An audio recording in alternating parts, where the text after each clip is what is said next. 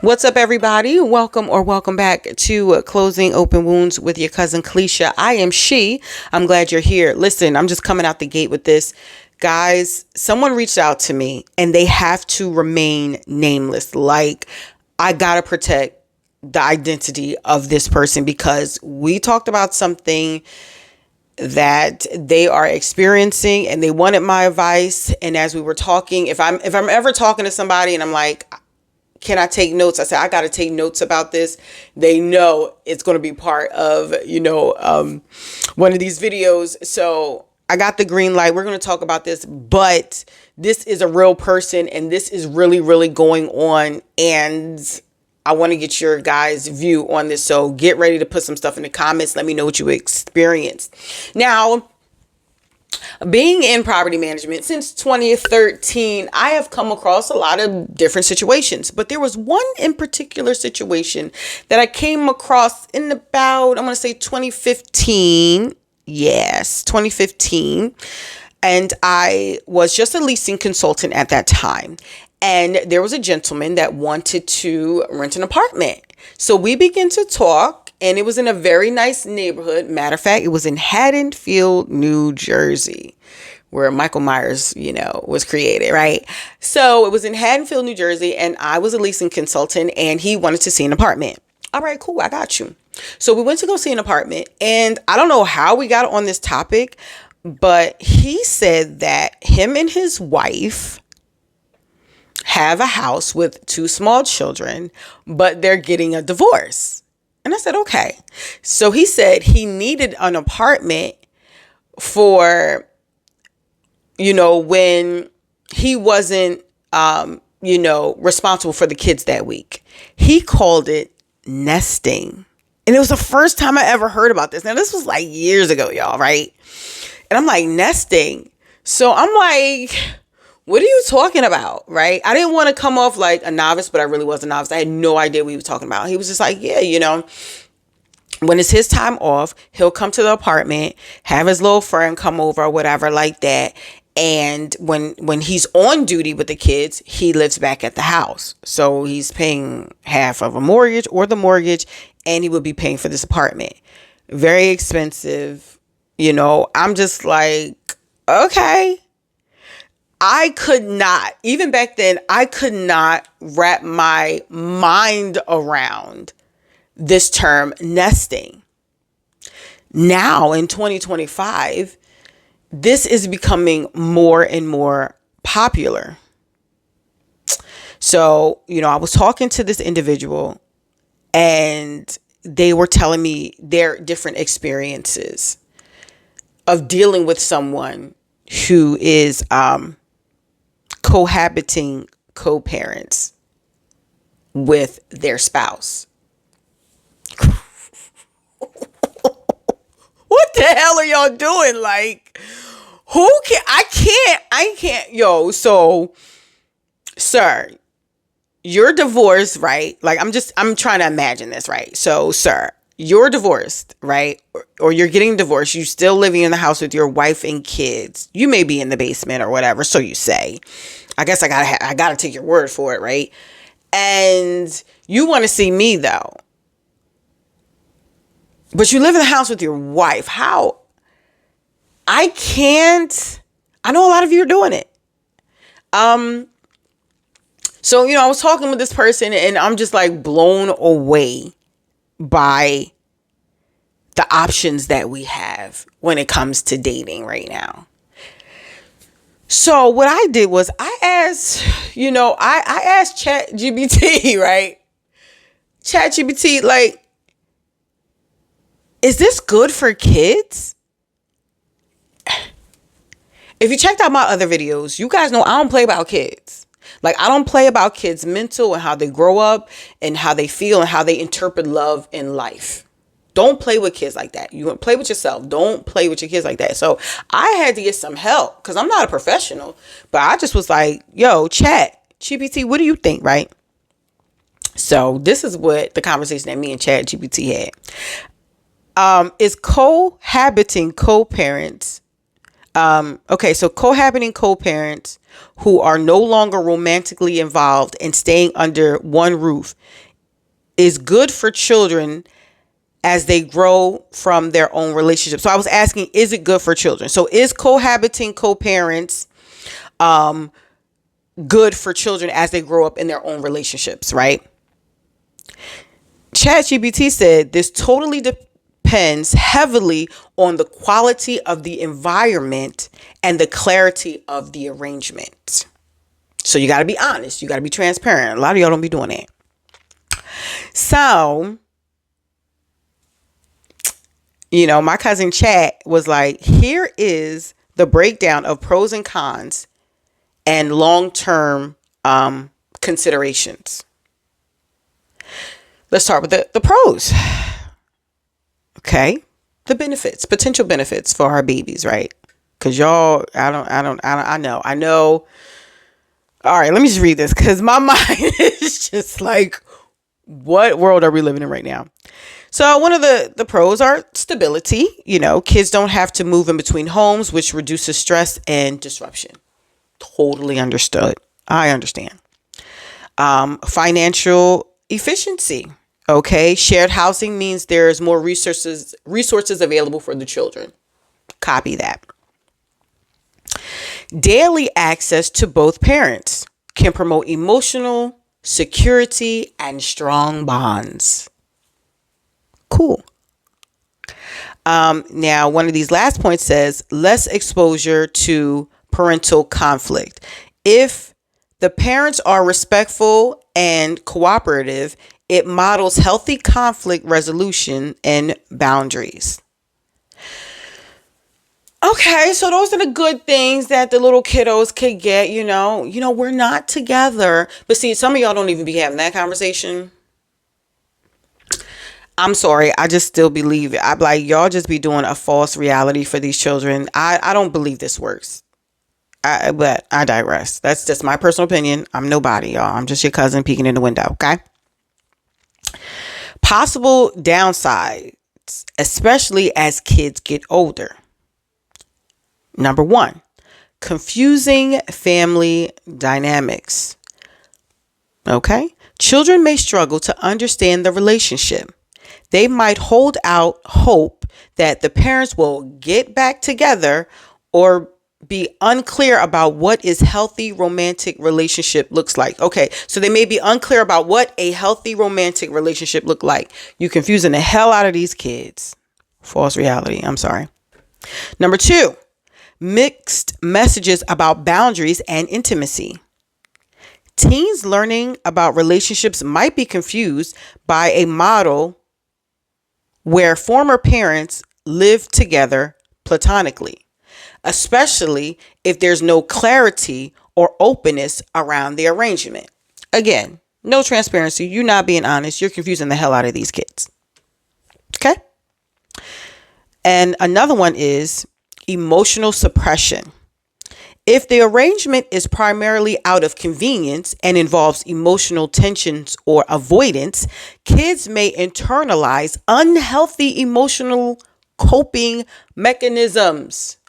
You're doing more harm than good. Okay? Now, this is the long-term considerations. Communication is crucial.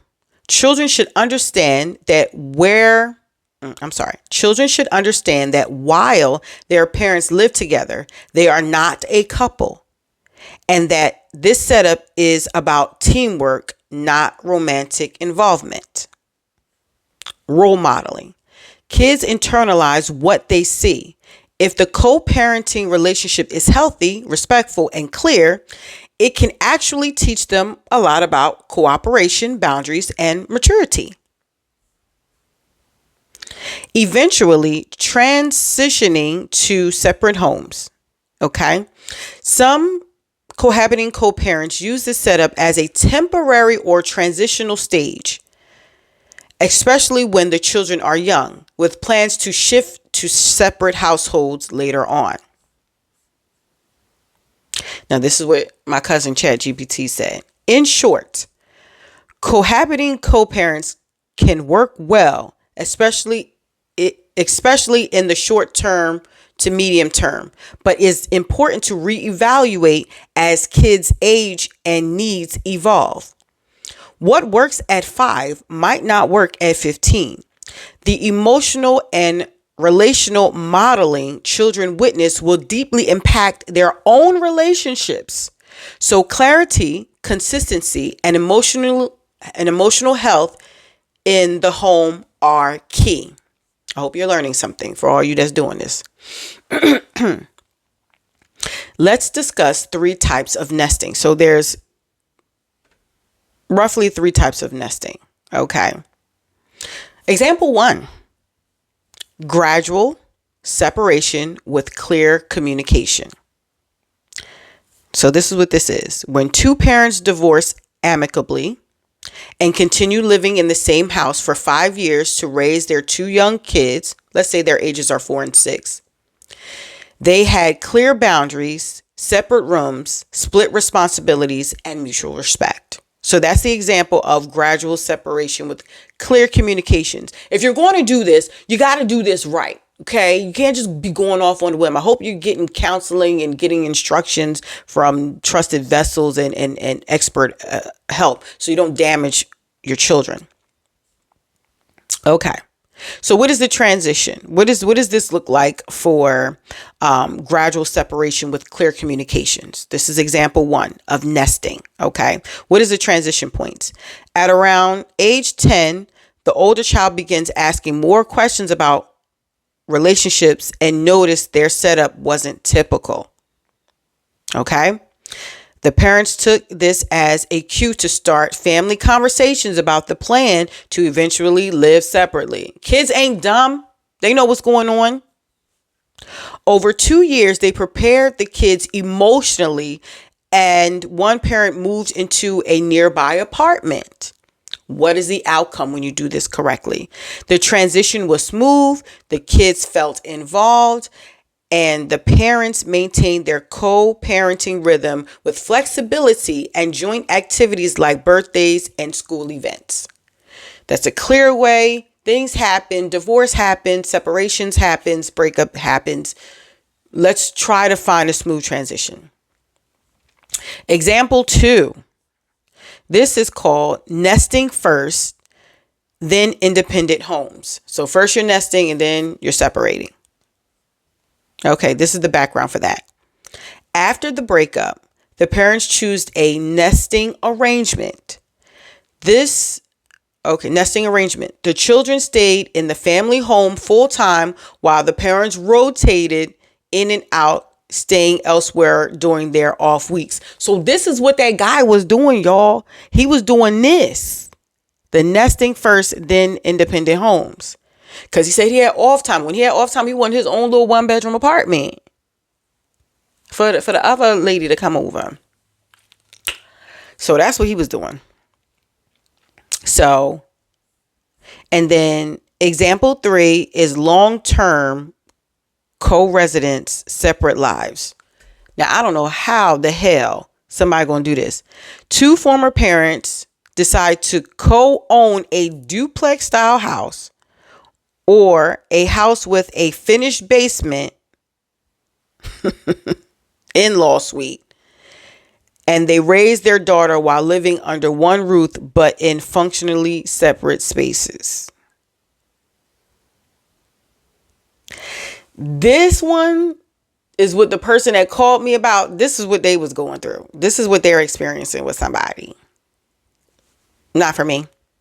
None of this is for me, I might add. Okay. Takeaways from these transitions. So let me go back. I want to make sure y'all get this. Okay. So we discussed 3 different types of nesting. So you have a gradual separation with clear communication. So you have that. It's just gradual. And then, when the kids get older, then you move on with your life, right? It's a smooth transition. Then you have the nesting first, then independent homes. So you do nesting for a few years and then, you prepare the children, then you separate to live separate lives total. Then you got this last one that I'm never doing, I'm never doing none of this. Long-term co-residence, separate lives. So you and your wife, you and your husband, y'all, whatever, you know what you're doing. All right. Takeaways from these transitions. Involve the kids, age appropriately. Let them know what's going on in a way they can understand, especially as they develop emotionally and socially. Don't delay changes that no longer serve the family. Kids can sense tension, even if it's unspoken. If cohabiting becomes unhealthy or restrictive, it may do more harm than good over time. Okay? Plan ahead together. Successful transitions often come with joint planning between co-parents. Even if they're no longer a couple, they still are a parenting team. Okay? Lastly, model adaptability and emotional maturity. Children benefit from seeing adults navigate changes calmly and respectfully. It helps them develop those same skills. So this is the conversation that me and ChatGPT had. Yeah, no. No. I'm ooh, y'all. So when I was speaking with this person, and, they were asking my opinion, which I am honored that people actually reach out to me, whether call, email, whatever, text, and ask my opinion or how I would handle some things. I count it as an honor. I want to say I don't take it for granted, praise the Lord. But yet, no to all of this. And I understand, a lot of people do this for financial reasons, and you want to, you think you're doing your kids good. You think that you're doing a good thing for them. They see mommy and daddy every day, but this is false advertisement. This is just, no, I'm sorry. I don't know many people that have done this and have been successful. I've heard of people, oh, we're going to wait till the kids get older. You think divorce doesn't affect a kid in college? You've never heard of that. You've never heard of kids going through it in high school because they realized that their parents were living a lie. God forbid the child catches one of the parent with a girlfriend or boyfriend or other partner. You will break their hearts in the worst way. And kids will not forgive you. It will take a long time for them to forgive you. If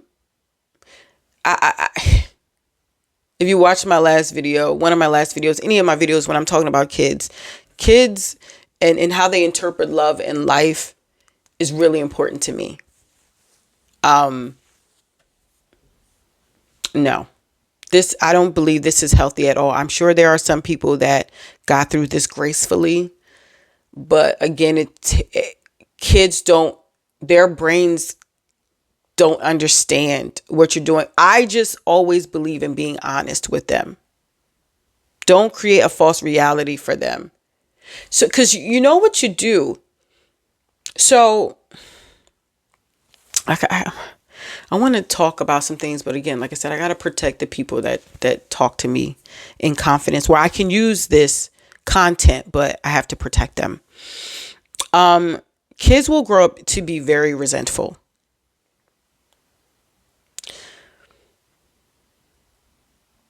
Let's just say, there's a couple, they have kids, and the mother, no longer wants the relationship. She fell in love with someone else. And, the parents try to keep up this facade. But the father knows that, the mother is going out and she's living her life. God forbid she gets pregnant by somebody else. This kind of stuff does happen, right? And I can just imagine these children growing up and like, what the hell did you do? Like, how could you break up our family? And you don't love me, and how could you leave us, and this and that, not understanding what is really going on because you're sneaking around. I just totally believe that honesty is the best policy. I'm sorry. There are some things, I told my kids and people were like, oh my God, you told your kids that? Absolutely.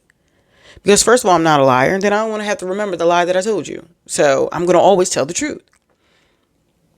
I had to be honest when I was getting a divorce and be open with my kids and say, there's things that's going to happen. Not keep up this facade. No, I want to be free. And another thing, is that important to the person that you're in love with? So you leave your family, you leave the marriage, and you're in love with someone else, and you want them to put up with that foolishness. And a lot of people do for a little while, as long as they can. God bless them, because I'm not that one. But there are a lot of people, and you've heard this in the dating world. Oh, we just live together. Oh, I stay on the couch. I don't want to hear it. I don't want to hear it. So, yeah, this is a no for me. If you're doing this, if it's working for you, listen, do you, boo? I'm just saying it don't work for me. Like, what are you doing to these kids? And then when they grow up, they don't even know what real love is. They've seen their father leaving the house every night. I can imagine girls or boys, the children in general, seeing that their father leaving every night, spending the night out. So when they grow up, what do? They think it's okay that their spouse spends the night out. Oh, that's love. You're not even thinking about the trauma that you're inflicting on these children as they get older. Disservice. Disservice. You're doing them a disservice. You're living a lie. It's best to be honest. I think people will respect you if you're honest. All the transitions that I've been through with my kids, they respect me because I've always been honest. I can't do this anymore. If they were old enough, I would tell them, there was some infidelity, that, stuff happened, and I can't subject myself to a life with this person anymore. That's respect. One thing I have taught my kids, my boys, that a good woman will leave your tail if you don't treat her right. Period. I'm not going to sit in any relationship, marriage, where I am being abused. Verbally, physically, mentally abused. And neglect is a form of abuse. Having a sexless marriage, abuse. And when I just talking about sexless because you can't get it up, we're talking about sexless because you cheating. You don't got enough to go around. No, yeah, so, yeah, no. No, we're not doing this. I don't even want to hear y'all comments because I don't want you to put your business out there. I mean, you could tell me yay or nay if you would do it, but if I don't want you to put details in here. I don't want everybody just eating popcorn watching your story. But yeah, there are people that are actually going through this and don't know how to navigate this. And you're going to make angry children. It's inevitable. Kids are more resilient than you give them credit for. They can handle it. And what that does is it prepares them for their own life. So you're going to make it seem like, oh, when I get married, it's going to be forever and everything's going to be nice and we're all going to get along and this and that. And then when they go through a divorce, they want to kill themselves because you were never honest about what you went through. Disservice. So, yeah, I'm going to leave this here. Yeah, I don't know. I don't even know what to say. I don't know how to end this video, but I'm going to go. I love you guys with everything. Continue to email me at closingopenwounds@gmail.com. If you want to talk about stuff, like this or other things that you're going through, and I can bring it to the audience and we can talk about it because, this is what's going on. People are nesting. Can you really trust someone that is living with someone else? Hell, I can't hardly trust you when you're living with me. So, yeah, no. I love you guys. Don't forget to like, share, and subscribe. I am still looking for my 500 subscribers in October for my birthday month. That's all that I want is my 500 subscribers. And we're getting there. I love you guys. Like and share this video. Like, share this with somebody. Like, I got this information from Chat GPT. Y'all can Google it. Is co-parenting, cohabiting, co-parents good for the minds of the children? See what it says. I love you. I'll see you in the next video. Take care.